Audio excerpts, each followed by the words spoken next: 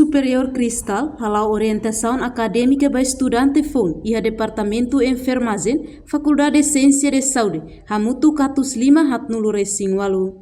Atividade de orientação realiza a Universidade Instituto Superior Cristal, Bali de Dili, segunda-feira, loron runulu Racing Fulan fevereiro tinang Reitor Instituto Superior Cristal, Sebastião Pereira, iha abertura atividade de orientação o suba estudante Fonsira, tem que disciplina no pontual banhira mai campus, tambah karak sai emabot, tem que estuda ho disciplina, ho dihetan resultado nebe diagnos. Jadi misalnya apa benda saya bot tem que estudar.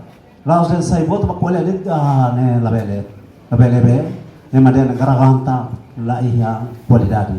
Jadi tem que estudar para bele hetan resultado nebe dia for benefício ba itabot serne ang, ba itabot serne família, itabot serne sociedade, nomos ba itania redoben Timor-Leste.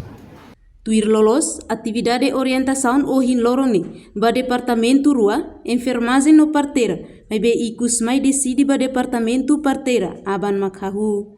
Portanto, orientação se realiza durante lorong hat, lorong rua orientação, no lorong rua seluk, halau atividade seminar. Reportagem Celestinha Falo Televisão Timor Post.